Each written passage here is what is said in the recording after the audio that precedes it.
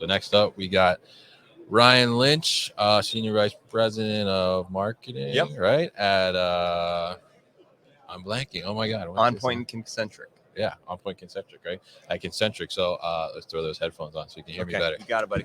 All right. All right. So Ryan, we're live here on LinkedIn. So say hey, say good morning. Hey, everybody. All right. So how you doing?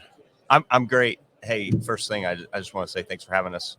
Thanks for pushing our industry forward by trying to do some live streaming, letting people that can't fly to Chicago join us and learn a little bit about what's going on. It's great what you're doing, Kevin. Hey, I appreciate that. I did not pay him to say that, but definitely appreciate that, though. We've been fans for years, and I think what you're doing is just getting started. So fun to be here. Yeah, definitely. We are just getting started. We're trying to do more stuff, and like you said, we're trying to bring more awareness to the industry and kind of what's happening. And you may have seen our stickers, our shirts. We're trying to make warehouses sexy.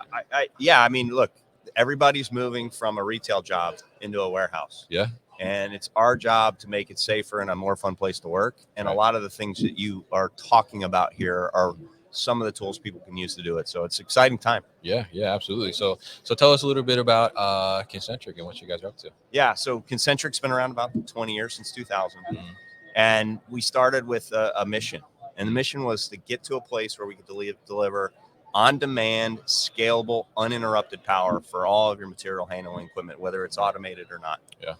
And we did that first through an innovation called Guaranteed Power, and been delivering those systems across the nation for 20 years. And we're still at it today. Yeah, that's great. And I think the Guaranteed Power solution is a really great model, because it allows you to ensure that you have just the right amount of power, right? And not too much, not enough. And it's interesting. I watched your live stream too as well recently about PowerHive. So tell us kind of what PowerHive is and what that new announcement is, and how does that kind of fold into our world? Yeah, so we've been doing Guaranteed Power for 20 years, and the industry continues to bring us new tools, right? Yeah. Advanced chemistries like lithium, hydrogen, et cetera. But PowerHive is really about automating forklift power. For the what we call the high velocity user, the multi-shift, lots of forklift customer. It doesn't have to be actually that many.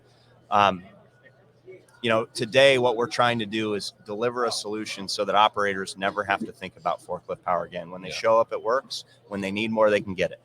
Yeah. And basically what PowerHive does is it automates the reload of batteries. So if you think about, I'll take you to being in a car, right? You ask somebody. You're a consumer. Yeah. If you haven't bought an electric car yet, what's the main reason people say they haven't bought one? They're worried about losing charge. Yeah. So I'm going to put my kids in the car. I'm going to go 500 miles, and I got to have to stop somewhere and charge for an hour and a half. Yeah. What a nightmare. Right. Okay. So what if I gave you a car and you drove, and when you wanted to stop at the gas station, you stopped, you got out, you pushed the reload button. Got the kids out, you went inside, you got a soda, sugared them up, walked back in, got them in their seats, sat down, turned the car on, and drove off with a brand new battery. Yeah. So you just swap it, right? You just reload. You just reload that battery, and that's what PowerHive does. In cars, that's a hard thing to do because we don't own the infrastructure, right? Yeah. Of all these, the Wawas and the Buc-ee's and all that. Yeah. The gas stations, but in a forklift facility, right, in a distribution, you can own everything. Yeah. And so why wouldn't you do this? Right? Why wouldn't you build a more resilient power system? And so that's what we've done. Automation, AI, and advanced chemistries are all at a place now where we just had to reorganize them a little bit and use what's already available. None of it's edge of the edge technology to deliver the solution. Yeah. And I think it's super smart too, because there's been in the past, there's been battery switching, right? But the way that you're doing it is allowing it's automated, right? So it's much easier, and I think takes that labor away too, which is also dangerous, and it could be unsafe in some aspects. So tell us, I guess, kind of how this idea came about, and where was really the maybe the pain points that maybe your customers were saying, and how did you kind of think let's automate this? So we've been putting in Guaranteed Power systems for 20 years, right? And every time you do it, Right. Every time you improve material handling, you're going to deliver for your people. Yeah. Right. Safer, more enjoyable experience. You're going to deliver for our planet. Yeah. Right. Carbon reduction, less assets, less waste, and you should be delivering for your profit. Right. You should put in systems that are lower cost than what you're doing today, so that they're actually sustainable into the future.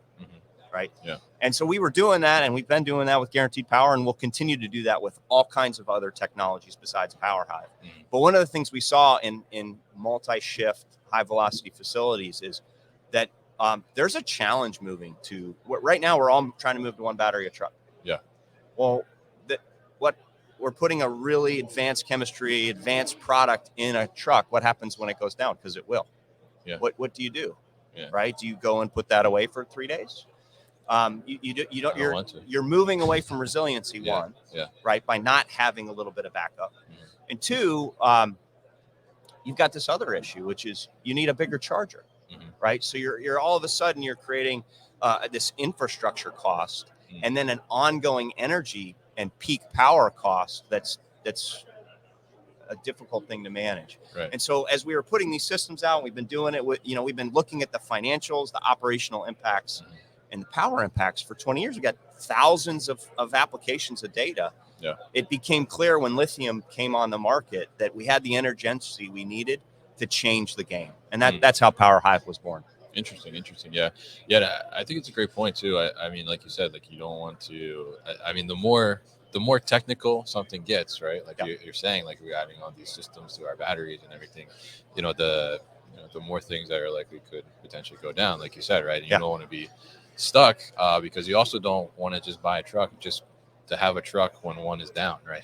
That doesn't make sense. So tell us a little bit about, because I'm curious about this, and I think I asked this question on your live stream too. Was how do you ensure that you have the right number of batteries for this setup? Because I guess in a sense, like you don't want to think that like, oh, for every truck I need to have 2 batteries. Yeah, great point. So you don't, and that's the whole beauty of this, right? So we've been doing power and operational assessments for 20 years. We have a standard process. It's gotten better over time. We just do the exact same process we do today, and we figure out, okay, this application is going to need X, this application is going to need Y, and then we design a system around that. But here's the beauty of it. We're moving to a one-size battery for every piece of equipment that you have, which is a second innovation, right? That's coming. If you want to scale up and you want to add trucks, if you want to say, hey, we're going to increase peak usage by 30%, it's as simple as adding a couple batteries to your PowerHive to keep you going. So it's very easy to scale up and scale back if you want to as well. Right. Interesting. Yeah. I think that's a great thing because that is it. Because I think, the mind kind of goes to like, oh, if I got to swap, or at least my mind did. And that's why I asked that question. It's like, oh, then I need to have a backup for each truck. But in this case, you don't. Right. So I mean, it's great because I think you guys are able to do those assessments and understand like, okay, this is the right fit. And like you said, with the guaranteed power, you're ensuring that, your operation and your fleet is always going to be up and running. Right. And so talk to us about the idea, because the whole concept of this is, like you said, the operator never has to worry about the battery again, right? So tell us like how much of an impact that's having on operations and what the kind of overall benefit of that is. Yeah. So one thing I would say is you walk across ProMat, there's tons of automation happening. Right. And the best automation is eliminating steps, and it's not impacting your current business processes. Right. So that it's easy to implement, and it doesn't require interoperability with every system you have today, right? Your WMS, et cetera. So this is one of those systems, right? We're not going to change anything about how you operate. All we're going to do is give your operator power when they need it in less than 3 minutes. Right. So what we're seeing from a value standpoint is very simple. Back to the 3 Ps, right? From a people standpoint, we're making it safer. They're never going to plug up themselves again. They're never going to swap a heavy battery themselves again. Right. But it's also about employee morale, right? Think about coming in and getting on a truck and it not starting. That's like the equivalent of you and me showing up and my freaking computer every day goes blue screen of death. I'm going to go find a new job. Right. And we've got a labor problem now. So we're solving the people problem. Second is we're solving the planet problem, right? We're going to reduce carbon emissions. We're going to help you with peak power and your energy savings. So there's a cost implication for you over time. we're also going to be able to reduce the assets to just the minimal you need. Right. And the system's intelligent, so it's going to get better over time, right, as you tweak your applications and change. So there's the planet component. And then the third piece of this is it's got to be from a profit standpoint, right? It's got to hit your bottom line. It's got to have an ROI over what you're doing today, and it can't be in 7 years. Yeah. Right. It's got to be easy for your financial team to get their head around pretty quickly and change the game. And the infrastructure cost of this is wildly different than the other options in advanced chemistries today. Yeah. I think those are great points. And I think the first point there is huge because the labor issue. And you mentioned, you don't want to come in and your forklift is dead. Right. And I've certainly dealt with that in my days as warehouse manager where, the person on the second shift didn't plug in the machine and now I'm at 20%. So I can only work for a little bit. Right. Yeah. And that's very frustrating. So you want to be able to, and like you said, over time, if that keeps happening, your employees, they get frustrated, right? And like you said, they're going to leave because, and those are the employees that are good because they actually want to work, right? So so that's the thing. I mean, there's so many benefits aside from just having a better energy source and ROI and things like that. It's the overall benefit of the employee kind of well-being as well and taking them into consideration because like you said, and I've been through this before where I've started a job and it's like coming into a job and they're like, oh, like we need you to start on this day, and then they don't have a computer for you for like a week and your job is like dependent on a computer. It's like like what's going on here, like it's a bad impression, right? So you want to make sure that equipment is always ready to go for the people that are going to utilize that equipment. So I think the PowerHive is the great solution to be able to do that. So really, really great stuff. So you're here at ProMat, right? Yes, sir. So and you guys have a booth here? No, we don't. Oh, you're just floating? No, we're able to meet with the customers that are already interested in the solution, and we're showing them, walking them through. As you saw, we have a really good virtual live event way that they can do it, so they can actually see it virtually whenever they want, right? Because it's running with customers today. Okay, cool. So as we're here at ProMat and it's day 2 now. I mean, what are you seeing that's kind of grabbing your attention? Well, I think look on the automation space, unloading trucks, right? Unrolling trailers. Mm-hmm. People have been asking us for that for years, and we got 3-point solutions, at least that I've seen so far, all with really unique ways to do it. So that's kind of fun.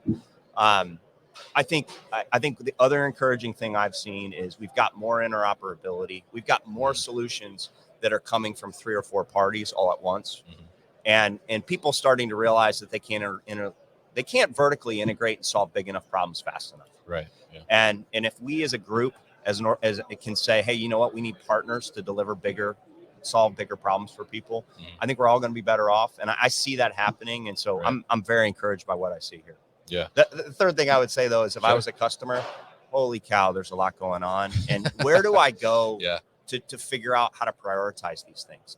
It's a challenge. Yeah, absolutely. I mean, I think the show is huge, right? It's huge. Yeah, and like you said, it is a lot going on. So I mean, the recommendation from my perspective for attendee, trying to figure out what to do is, do a little research before and figure out where you want to pinpoint. Because if you're like, oh, I just like walk around and see everything, like I don't even know if you could walk and see everything in one day. It's crazy. I think I agree with you. That's kind of my advice too. I would say, what is the problem that's your number one priority to solve? Yeah. Figure out your problem first, and then talk to somebody like Kevin and say, what are the point solutions that solve this? Right? Because sometimes when you actually figure out what the problem is, you may end up with a different point solution than you think. Yeah. I think that's great advice because it is like so much to digest, especially, I mean, even just on the automation robotics side, you look around, it's like, which way do I go? Like, especially if you're just starting to think about that kind of thing. So, so very interesting stuff with you, Ryan, and definitely, always appreciate the support on the podcast. Definitely give him a follow on LinkedIn. He's a good follow, I would say. Thanks. So if people want to learn more about PowerHive and what you guys do, what's the easiest way to do that? Yeah, the easiest thing to do is go to concentricusa.com. Okay. And PowerHive's right on the front page. There's another page for that. Yeah.